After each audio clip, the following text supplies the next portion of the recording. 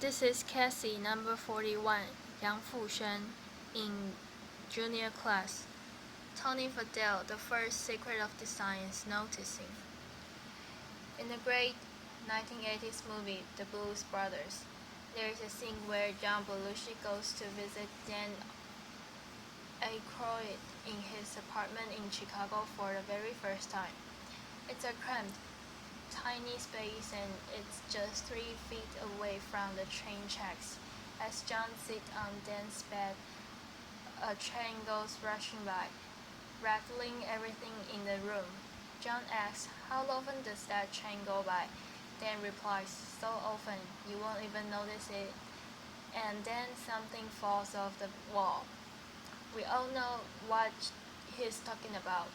As human beings, we get used to everyday things really fast. As a product designer, it's my job to see those everyday things, to feel them, to try to improve upon them. For example, see this piece of fruit. See this little sticker? That sticker wasn't there when I was a kid. But somewhere as the years passed, someone had the bright idea to put that sticker on the fruit. Why?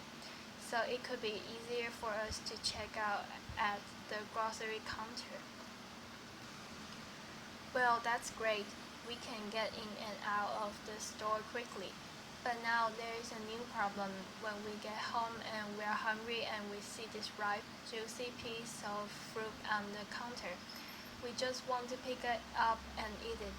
Except now we have to look for this little sticker and dig at it with our nails, damaging the flesh, then rolling up that sticker. You know what I mean? And then trying to flick it off your fingers. Applause. It's not fun, not at all. But something interesting happened.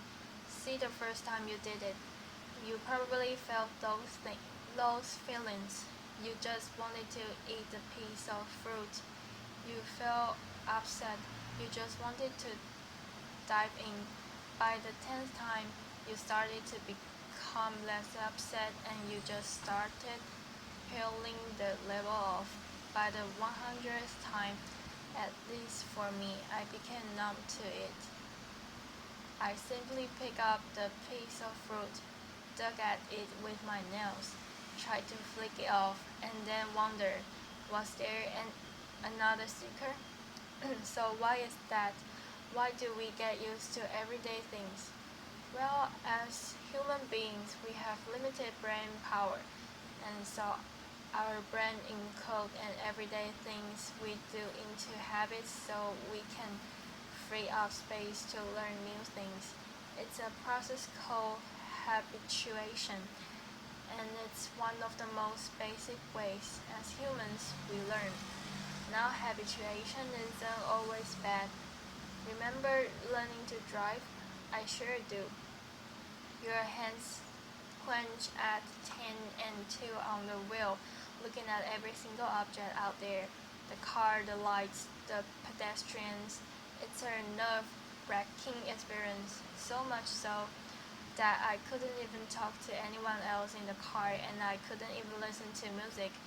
But then something interesting happened. As the weeks went by, driving became easier and easier. You habituated it. It started to become fun and second nature. And then you could talk to your friends again and listen to music. So there is a good reason why our brains habituate things. If we didn't, we'd notice every little detail all the time. It would be exhausting and we'd have no time to learn about new things. But sometimes habituation isn't good. If it stops us from noticing the problems that are around us, well, that's bad. And if it stops us from noticing and fixing those problems, well, then that's really bad. Comedians know all about this. Jerry Seinfeld's entire career was built on noticing those little details, those idiotic things we do every day that we don't even remember. He tells us about the time he visited his friends and he just wanted to take a comfortable shower. He reached out and grabbed the handle and turned it slightly one way, and it was 100 degrees too hot. And then he turned it the other way, and it was 100 degrees too cold. He just wanted a comfortable shower. Now, we've all been there, we just don't remember it. But Jerry did, and that's a comedian's job. But designers, innovators, and entrepreneurs, it's our job to not just notice those things, but to go one step further and try to fix them. See this person. This is Mary Anderson. In 1902 in New York City, she was visiting. It was a cold, wet, snowy day, and she was warm inside a streetcar. As she was going to her destination, she noticed the driver opening the window to clean off the excess snow so he could drive safely. When he opened the window, though, he let all this cold, wet air inside, making all the passengers miserable. Now, probably, most of those passengers just thought, it's a fact of life. He's got to open the window to clean it. That's just how it is. But Mary didn't. Mary thought, what if the driver could actually clean the windshield from the inside so that he could stay safe and drive and the passengers could actually stay warm? So she picked up her sketchbook right then and there and began drawing what would become the world's first windshield wiper. Now, as a product designer, I try to learn from people like Mary to try to see the world the way it really is, not the way we think it is. Why? Because it's easy to solve problems that almost everyone sees, but it's hard to solve a problem that almost no one sees. Now, some people think you are born with this ability or you are not, as if Mary Anderson was handwired at birth to see the world more clearly. That wasn't the case for me. I had to work at it. During my years at Apple, Steve Jobs challenged us to come into work every day to see our products through the eye of the customer, the new customer, the one that has fears and possible frustration and hope for exhilaration, that their new technology product could work straight away for them. He called us saying beginners and wanted to make sure that we focus on those tiny little details to make them faster, easier, and seamless for the new customers. So I remember this clearly in the very earliest days of the iPad. See, back in 90s, being a gadget freak that I am, I would rush out to the store for the very latest gadget. I'll take all the time to get to the store. I'd check out, I'd come back home, I'd start to unbox it, and then there was another little sticker, and the one that say charge before use. What? I can't believe it. I just spent all this time buying this product and now I have to charge before use. I have to wait what felt like an eternity to use that coveted new toy. It was crazy. But you know what? Almost every product back then did that.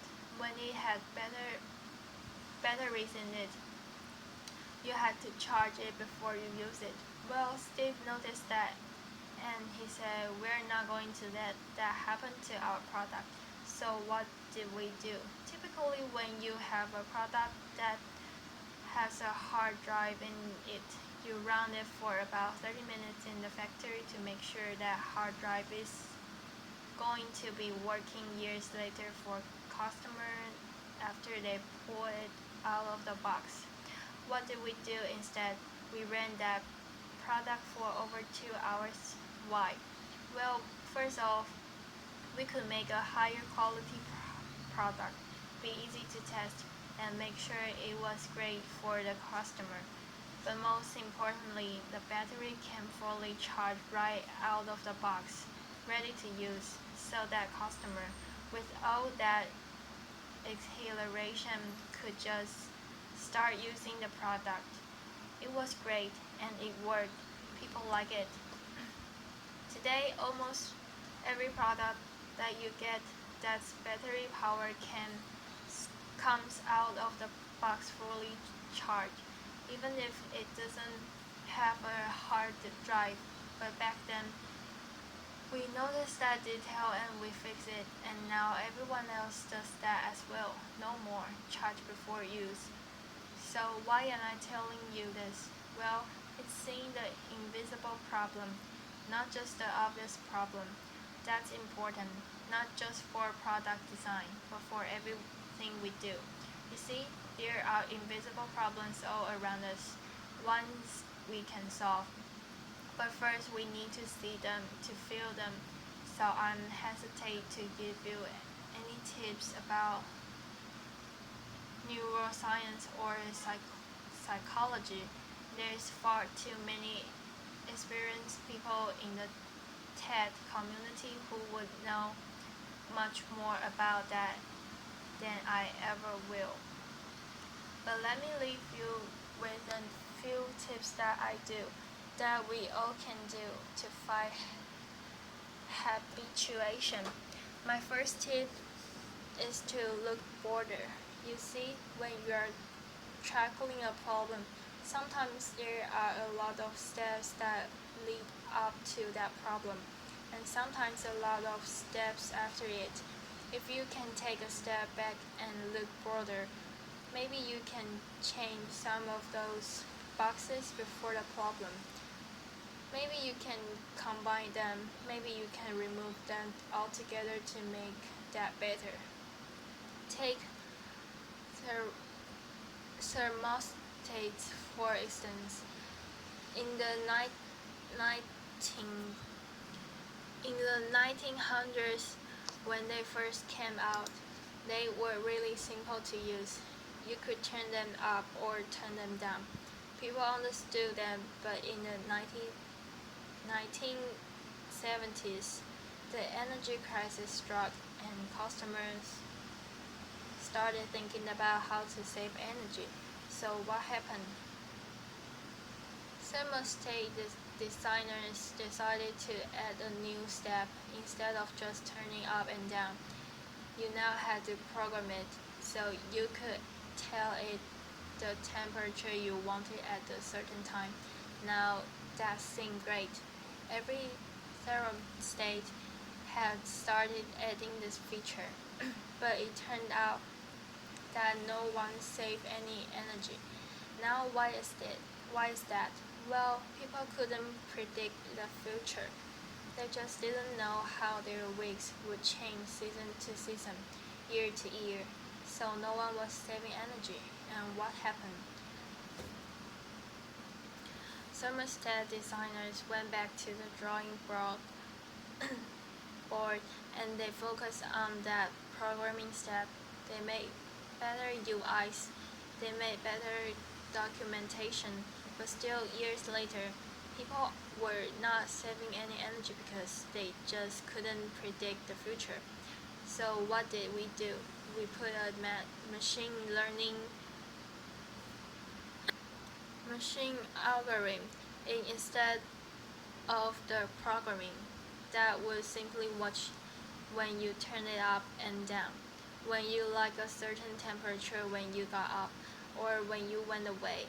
And you know what? It worked. People are saving energy without any programming. So it doesn't matter what you are doing. If you take a step back and look at all the boxes. Maybe there is a way to remove one or combine them so that you can make that process much simpler. So that's my first tip, look border. For my second tip, it's to look closer. One of my greatest teachers was my grandfather. He taught me all about the world. He taught me how things were built and how they were repaired, the tools and techniques necessary to make a successful project. I remember one story he told me about screws and about how you need to have a right screw for the right job. There are many different screws: wood screws, metal screws, anchors, concrete screws. The list went on and on. Our job is to make products that are easy to install for all of our customers themselves without professionals. So what did we do? I remember that story that my grandfather told me, and so we thought, how many different screws can we put in the box?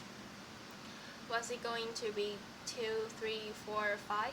Because there are so many different wall types. So we thought about it, we optimized it, and we came up with 3 different screws to put in the box. We thought that was going to solve the problem, but it turned out it didn't. So we shipped the product and people weren't having a great experience. So what did we do? We went back to the drawing board just instantly after we figured out we didn't get it right, and we designed a special screw, a custom screw, much to the chagrin of our investors. They were like, why are you spending so much time on the little screw? Get out there and sell more. And we said, we will sell more if we get this right. And it turned out we did. With that custom little screw, there was just one screw in the box. That was easy to mount and put on the wall. So if we focus on those tiny details, the ones we may not see, and we look at them as we say, are those important, or is that the way we've always done it? Maybe there is a way to get rid of those. So my last piece of advice is to think younger. Every day I'm confronted with interesting questions from my 3 young kids. They came up with questions like, why can't cars fly around traffic? Or why don't my shoelaces have Velcro instead? Sometimes those questions are smart. My son came to me the other day and I asked him to go run out to the mailbox and check it. He looked at me puzzled and said, why doesn't the mailbox just check itself and tell us when it has mail? Laughter. I was like, that's a pretty good question. So they can ask tons of questions, and sometimes we find out we just don't have the right answers. We said that's just the way the world works. So the more we are exposed to something, the more we get used to it. But kids haven't been around long enough to get used to those things. And so when they run into problems, they immediately try to solve them. And sometimes they find a better way, and that way really is better. So my advice that we take to heart is to have young people on your team, or people with young minds, because if you have those young minds, they cause everyone in the room to think younger. Picasso once said, every child is an artist. The problem is when he or she grows up is how to remain an artist. We all saw the world more clearly when we saw it for the first time, before a lifetime of habits got in the way. Our challenge is to get back there, to feel that frustration, to see those little details, to look broader, look closer, and to think younger so we can stay beginners. It's not easy. It requires us pushing back against one of the most basic ways we make sense of the world. But if we do, we could do some pretty amazing things. For me, hopefully, that's better product design. For you, that could mean something else, something powerful. Our challenge is to wake up each day and say, how can I experience the world better? And if we do, maybe, just maybe, we can get rid of these dumb little seekers. Thank you very much. Applause.